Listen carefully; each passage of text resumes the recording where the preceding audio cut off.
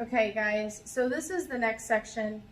Basically we're going to be taking some of the stuff that we've learned already about graphing parabolas, what they look like, and we're going to apply that to continue to graph parabolas or find the solutions, which is basically where you're finding the x-intercepts, where it crosses the x-axis. So let's start up at the top where it says, if you graph a quadratic function, the blank of the quadratic equation are x values. So the blank would be the solutions. So we're going to talk about the solutions. We've done this before. We talked about solutions of quadratic functions where we were factoring to find the solutions. And remember, we talked about how that was just the where the parabola or where that graph crosses the x-axis. So it's the same thing. So if you graph a quadratic function, the solutions of the quadratic equation are x values where the graph crosses the x-axis, meaning those x-intercepts. So a quadratic equation can have either 2, 1, or 0 real number solutions. So all the ones that we did before, you could factor the quadratic equation and you could then get 2 solutions. Those were ones that we did before. We're going to run into some where there is only going to be 1 solution, or maybe there's going to be 0. Maybe there'll still be 2 solutions, but we're going to talk about what that looks like. So let's scroll this on up here so we can talk through these graphs that you can see. So on these graphs, I just want to highlight a couple things. So you've got this graph right here, all the way on the left, and where it's crossing the x-axis, these points right here, it's crossing in 2 spots, right? Well, the vertex is above the x-axis and it's opening down, which means you're going to hit the x-axis twice. Here, the vertex actually lies on the x-axis. So if the vertex is on the x-axis, then there's only going to be 1 x-intercept. So there's only going to be that 1 solution. And then this one, the vertex is above the x-axis and it's opening up, which means it's never going to cross the x-axis. So that would have 0 solutions. If we look at the equations of these, this first one here, you've got the equation negative x squared plus 4. That's the equation of this. It says to find the solutions, you would use the equation negative x squared plus 4 equals 0. And then you would solve for x. So I'm going to show you what that looks like. So if you took negative x squared plus 4 equals 0, and we're solving for x, first thing you're going to do is get rid of the negative. We don't like that negative out in front, so let's get rid of that. I would divide everything by -1, which ultimately just changes all of the signs. So that's now a positive, that's now a negative, and 0 doesn't really have a sign, so it's just still 0. So now I have this. If I am solving for x, I'm going to add 4 to both sides. So x squared equals 4. So it's saying that some number times itself is 4. Some number times itself is 4. So that's basically like I'm taking the square root of both sides in order to tell me that x would equal, what's the square root of 4? 2. But is it just 2? 2 times 2 is 4. But isn't -2 times -2 also 4? -2 times -2, oh, it is also 4. So it's either 2 or it's -2. Now we could have gotten to that by factoring as well. So if you remember, when we did the factoring stuff, we would have this equation here, the x squared minus 4 equals 0, and we would say x and x, and so it would be what multiplies to give you 4 and subtracts to give you 0, because your b's gone, right? Well, it's going to be the same number subtracting with itself, So it'd be 2 and 2, and then since it's a negative, they're different signs. And then we did this. Set them both equal to 0, and look at what happens. You get x is 2, and x is also negative 2. Right? So we still got the same thing, just two different ways of going about it.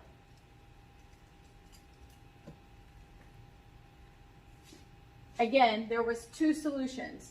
So that means at 2 and at negative 2, this graph is crossing the x-axis. 2 and negative 2. Over here, to find the solution, you would use the equation right here. 0 equals x squared minus 2x plus 1. That's where you have to factor. So we are going to have to factor on this one. So I'm going to factor out this side here. It's already got a 0 over there. And so since the a is 1, I can go straight to this x. And I'm looking to see what multiplies to give me a positive 1. What multiplies to give me 1. And adds to give me 2. 1 times 1 is 1. And 1 plus 1 is 2. So that fits. But they need to be negative, because that middle one's negative. So a negative times a negative is a positive. That actually works out. It fits. So if you notice, I've got this same exact thing. So x minus 1 equals 0. There's only going to be one solution. That solution is going to be 1.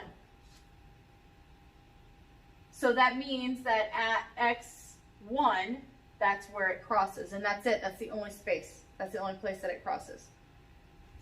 So it has one solution. This other one over here, there's no way that we can get that. So if you look at the factoring, it's not going to work out. Now, there's a really quick, easy way that you can tell this. Do you remember how we've been focusing on determining whether it opens up or down? Right, the A, is the A positive or negative? Well, that's positive, so it's going to open up. So I know it's going to open up. So the only thing I need to know is, where's the vertex? So the vertex is at x equals negative b over 2a. X is equal to a negative b. Well, b is negative 1, so negative negative is a positive 1. Over 2a, a is 1. That's 1 over 2. So at x equals 1/2. So at x equals 1/2, I've got my vertex. Where's my y? Is my y going to be positive or negative? So I would do 1/2 squared minus 1/2 plus 2.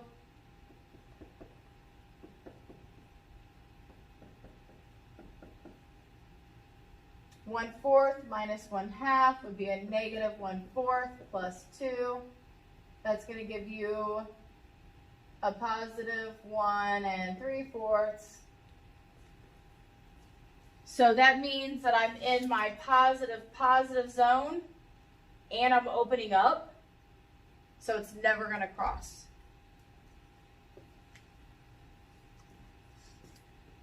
If you were to try to factor this, you would find that you cannot.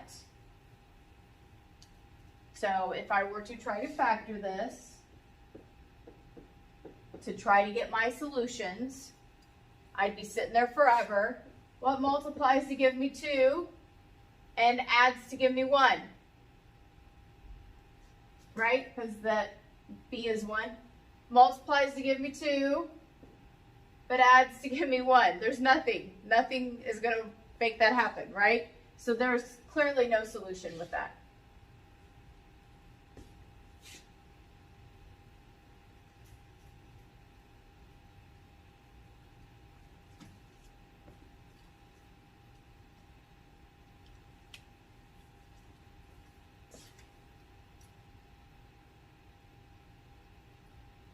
All right, so let's talk about what this is going to ask you to do here.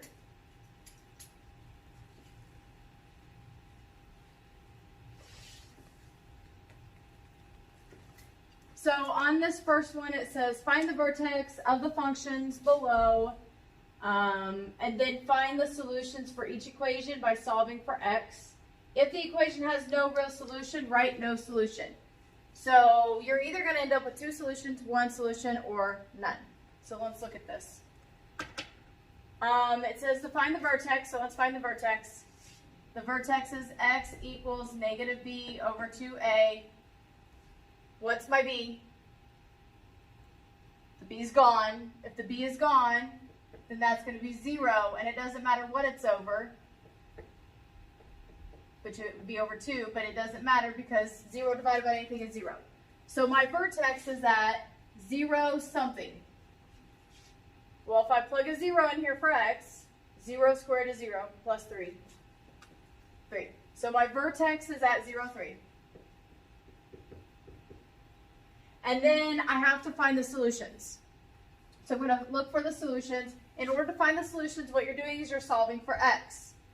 So on these, since b is gone, what I can do is just get x alone on one side. So I'm going to subtract 3 from both sides. So I have x squared equals negative 3. And then I'm going to take the square root of both sides to get just x. But can we take the square root of a negative number? You cannot do that. If you take the square root of a negative number, you're into imaginary numbers. You can try it. You can put that in your calculator. You're going to get an imaginary number or you're going to get an error. Because the square root of a negative number is the imaginary I. Square root of negative 1. That is what I is. That is your number I, which is imaginary. So there are no real, that's why we always say real numbers. There's no real solution. So we're going to say no real solution.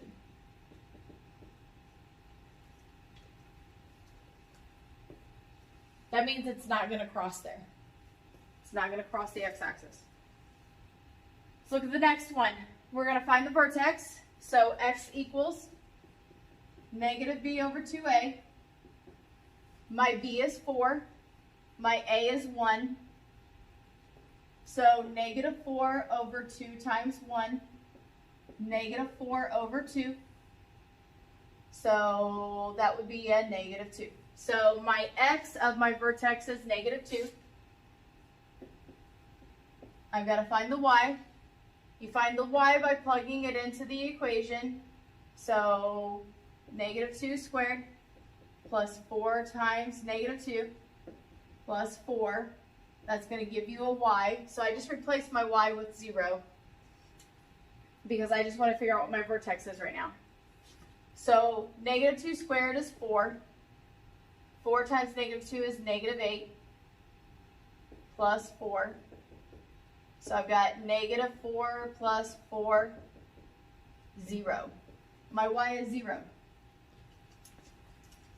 If my y is 0, think about it for a second. If my y is 0,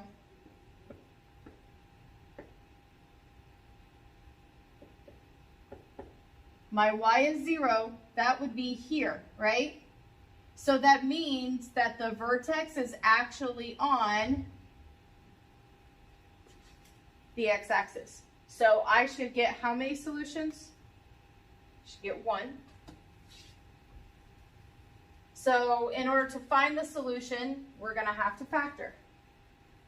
So I would factor that equation, that x squared plus 4x plus 4.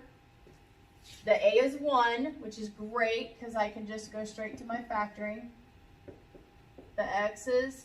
And then what multiplies to give me 4, but adds to give me 4? Oh. Multiplies to give me 4 and adds to give me 4. Oh, that's 2 and 2. And since it was adding, they're the same sign, so they would both be positive. Oh, look at that. That's the same thing repeated, right? So it's just going to be x plus 2 equals 0. Subtract 2 from both sides, so negative 2. So my x is negative 2. That is the one solution. Again, we knew we were just going to get one solution. So this was my vertex. and then this was my solution, or where it's going to cross the x-axis. By knowing these things, you can actually graph the parabola. So by finding the vertex, by finding the solutions, you've already got 3 points, you can graph it. So on this, you've got 81x squared equals 49. So I have to get x alone in order to solve for x. So I would be needing to divide by 81 because the 81 is multiplied with the x squared. So I now have x squared is equal to 49 over 81. That's really okay because I now have x alone and I can take the square root of both sides. I'm going to do the square root of this side and the square root of that side. What's really okay, I know this scares you, square root of some really weird fraction. What you can do is split it. You can split it so that it's the square root of 49 over the square root of 81. These are both perfect squares. Square root of 49 is 7. Square root of 81 is 9. Now the big thing that you have to remember, when I take the square root, I not only get the positive result, but I also have a negative. So it would be the positive 7/9 and a negative 7/9. Those would be my two solutions for that x.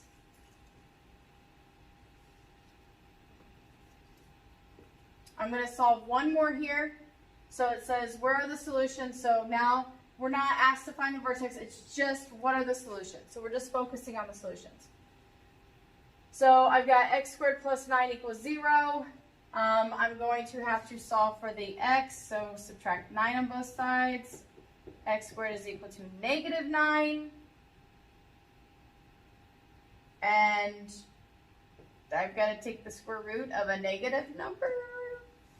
Can we do the square root of a negative number? We cannot do the square root of a negative number. Remember, that's imaginary.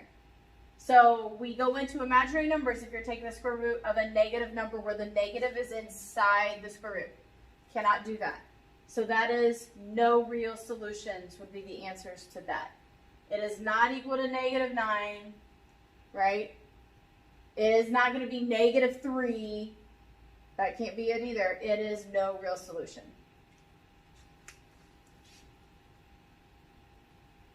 For the rest of these, you are going to determine the vertex. Once you find the vertex, then you are going to determine if it has a solution, and if so, then you're going to say what those solutions are. If it does not have a solution, you're going to say no real solution. I'm going to show 7, 10, and 13, and then you will be on your own for the rest. Number 7, I have to solve for x, so I'm going to get rid of this 125. 5x squared is equal to 125. Then I'm going to divide both sides by 5. So I have x squared equals 25. And now I need to take the square root of both sides. And so I have x is equal to the positive 5 and a negative 5. So there's my two solutions. I almost forgot to find my vertex though. Gotta find my vertex. The vertex is at x equals negative b over 2a. Where my b's gone. Remember what happens when my b is gone? Your b is 0, so it doesn't matter what's underneath. 0 divided by anything is 0. So when b is gone, your x of your vertex is 0. If your x is 0, so if I did y equals, instead of the 0, y equals 5x squared minus 125, but instead of the x, it's 0. Remember, 0 cancels things out, so this would be 0 minus 125. So your vertex is at 0, negative 125. That's where your vertex is going to be. So this is my vertex, and these are my solutions. I could actually graph that if I needed to. So I could graph that at 0, negative 125, and then I would have at the x-axis 5 and negative 5 is where it crosses, so I could graph my parabola. Number 10. Number 10, let's find the vertex first this time. So find the vertex. Let me erase this. So the vertex is at x equals negative b over 2a, but my b is gone. When my b is gone, it's 0 over something, but we don't really care what it's over because it's just going to be 0, right? So that's my x value of my vertex. So then my y value, if I plugged it 0 in for x and y there, I've got 0 times 0 is 0, 0 times 7 is 0. That all goes away. I've just got negative 49. Do you see a pattern happening here? And then I'm going to take this and solve for x.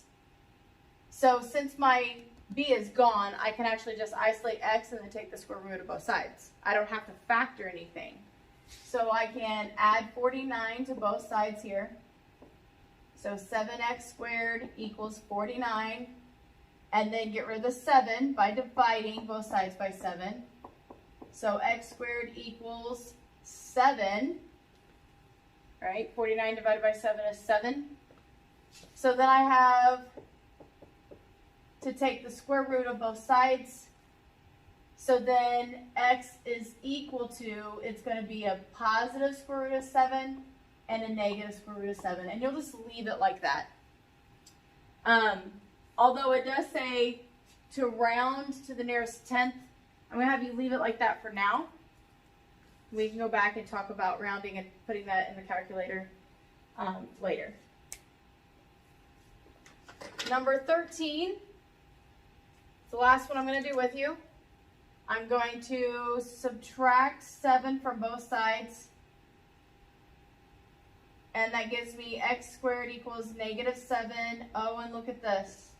I go to take the square root, and I have the square root of a negative number, which doesn't exist. It's imaginary.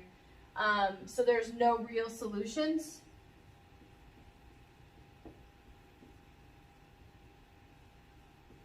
And then I'm going to, I almost forgot to find the vertex.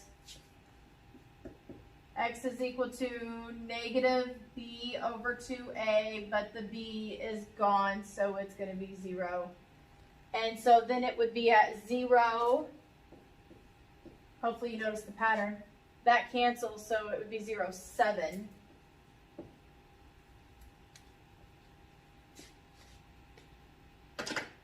All right, so you are going to need to work through 5, 6, 8, 9, 11, and 12 on your own, and then you'll show me the answers, and then you'll move on. Remember to find the vertex. Remember to find the solutions. If there are none, you would write no real solutions.